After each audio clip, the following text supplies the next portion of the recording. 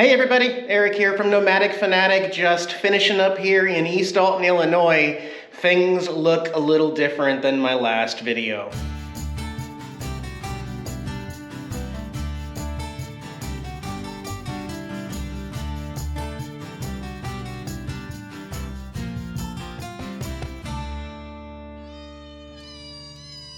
Yeah, thanks for joining me guys. I will be uploading this video with some Nomad internet, link below in the video description. Here in the shop floor, it pretty much looks exactly the same as when I moved in, except for the jukebox is being picked up today. I've already got somebody put a down payment. They're going to be picking that up before the sun goes down today. So other than that, the walls look very bare. And just a few little things. I'll show you what's going on inside the RV. This is all that's left, about 7 or 8 boxes of Mickey stuff. And then this stuff right here, my 3 spare tires for the smart car. This will go in the trailer with the motorcycle. I sold most of my signs and everything, but I am keeping my original Colonel Sanders KFC sign there. That's gonna go right above my future chicken coop. Hilarious, right?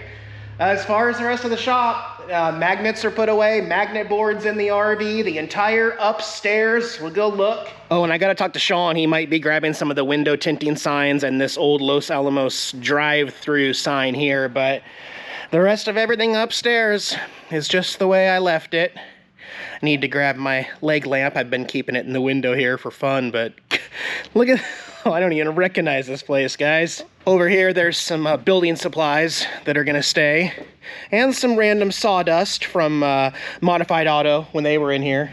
But yeah, wow, lot of history in this building, guys. Even if it was just for a year, 3 different stays, a lot happened here, and it's strange. I cleared out all the stuff that was over on the other side of the RV over here. Gotta grab a couple helmets over there.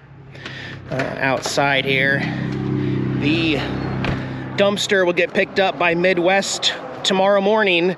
A few people have added some other random stuff. There's a motorcycle tire and a couch. So yeah, people have just kind of helped themselves throwing in. I've caught the neighbors a few times, but it's not that big a deal because I'm not overflowing. If they'd overflown this and made me pay another $100, I would have had a problem, but I think we're okay. Technically, even with the other stuff that my neighbors have illegally dumped in there, the tweakers that come by at night have been taking out anything they can use, and really I think they've cleared out about half the other junk that my neighbors put in there just to take with them and tweak with. Stopped over at Modified Auto and got one more much needed improvement modification to a Black Betty before we hit the road. That's this guy right here updated, because before, in order to charge my phone while riding, I would have to plug it in right there. So had TJ there at Modified Auto install this wireless charger, and he wired it up to the bike's battery constant. So I do need to remember to turn it off for long time use, but I'll grab my phone here. You just snap it in, and then you'll see right there in a second, we are charging. So no more cords. It's just a lot easier on the bike to not have to worry about that or deal with that. But pretty soon here, we're gonna be getting Black Betty put inside the trailer so I can put the last few boxes around the trailer and load her up and leave Illinois. First, I'll show you what's going on inside the RV, what the kiddies are dealing with. It's a little different in the RV right now, but this is just temporary. Speaking of temporary, I finally just gave up. Starlink is still junk here. After nearly, what, 12 or 13 days here, having this up on the, I just cannot get it to do anything. It's not Starlinking at all. It is just a paperweight at this point. But suffice to say, the RV is not gonna be super comfortable for the next week. I've got my extra storage poop tank there. And on the inside, here's what the kitties are dealing with. There's the Opie Dopey, there's Terror Bear. Hi guys. Yeah, so here's my dinette on the other side, just completely loaded up with boxes everywhere. The TV's even back there. I mean, guys, yeah. And then I've got the magnet board up against it right now with some twine. I'm hoping this will hold up to the corner there. we'll just kind of play it by ear. Then the entire cab over, these are 3 boxes deep all the way back, with still a couple more that I want to put up here, but I don't want to take away all the kitty spaces until we leave here in 2 days. But yeah, it's just, the RV is going to feel a little bit different until we get back to Arizona and start unloading it into Babe the Blue Box. But, you know, let's at least take a moment here, Eric, and appreciate what we had here. I know I've said certain things about Illinois and about the shop. I even called it a waste of money to rent this shop, but that was not an accurate statement. This was not a waste for me. You know, being able to move from my flooded house that got demolished and be able to get right in here and get right back on the road. Eventually even being able to pull this RV in here and get work done on it with the shop closed. It's actually been a blessing here being in East Alton, Illinois.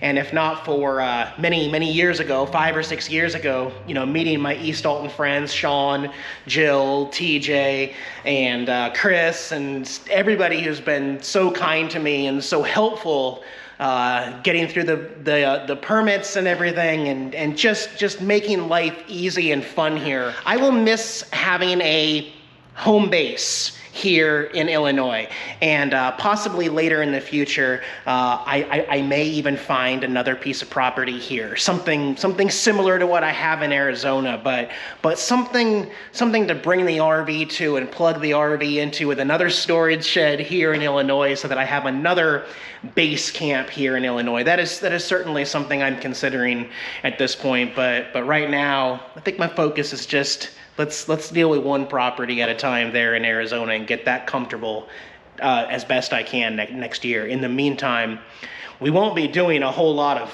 homesteading or tiny house improvements on this trip. I got to get the RV back there and unload, and then I want to get south. I got to go get all my registration stuff done in Texas, and who knows, here before long, a couple years, I'm probably going to have to switch and be an Arizona resident if I ever become an actual Arizona resident. Which, I'm a nomad, so don't quote me on that, guys. It's just, yeah.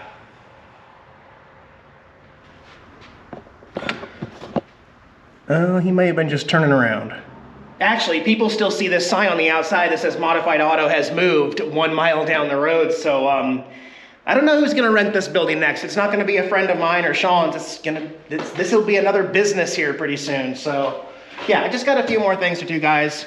I'll get back to you later tonight. All right, so I guess that ride today on Black Betty was the last one I will take in Illinois, as I have already loaded up Black Betty in the trailer, which means tomorrow morning we can start. I'll bring the RV out, bring the trailer in, open the door. We'll slowly start securing the rest, the final things that we have in there, and then be getting on the road. Sean and Jill are going to come pick me up, and we're going to go over into Missouri for a good bite to eat. You guys want to come with me? Yeah, I'll bring you with me. One last meal here in the area with friends. All right, this is the place. One of 2 locations here in St. Louis. Fitz Bottling Company, and possibly root beer floats, like root beer. Yeah, supposed to be really good stuff here. Well, look at that. Come on in, folks. And here we go. Oh, hey.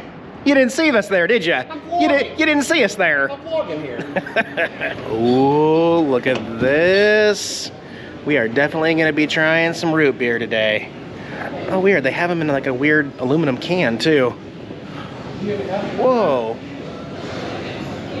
Nice. All right, we're gonna check out the menu here and see what they got to get started. I love this place. It is a really neat location. While we're waiting for our drinks and stuff to be made, they've actually got a bottling room here on display. Nothing going on in there right now, but for many years, I guess they've been bottling their own Fitz brand of root beers and other colas. So, pretty cool. Oh my gosh, are you kidding me? That is awesome. Nicely done. That is the Mighty Mocha root beer float. Beautiful, thank you. Wow, I guess you gotta hurry up and eat this. It's already melting, but look at all these scoops of ice cream, guys. Oh my gosh. ridiculous. I'm gonna get started on this. And is that ravioli bites? Throw it on the ground, Sean. And pretzel bites with cheese. All right, had to take a little root beer float break because the food got here. I still got that much left, but I got all the top part off. We got our food, our main courses now. I got the 3-meat pizza here from Fitz. What'd you get, Sean? I got the pork steak. Look at this thing. That is ridiculous, My man. gosh. You better just throw it on the ground right there. I'm gonna just okay. And Jill, you got the BLT with chili. nice. Looks good. I think I filled up on root beer float and pizza and snacks, but Sean went right for dessert here. They call this one trouble. I'm gonna have trouble eating it. It's Reese's little miniature peanut butter cups, cookie dough ice cream, whipped cream, and hard shell chocolate floating on top of some root beer. Wow. Really fun place here. Look at this really cool mural of the Fitz root beer as Route 66 here in Missouri. And look, it's the Budweiser and the Clydesdales there. It's a really cool picture, actually. Neat place here. Well, got some take-home pizza. Man, that was good. What a good last meal here in Illinois. At least I think last meal, yeah. Because we got less than 48 hours to get the other trailer loaded up. I might go do one more thing here in Illinois on my way out, but yeah, guys, I am gonna go ahead and close this video out, and we'll see you in the next one. Stay tuned, bye-bye.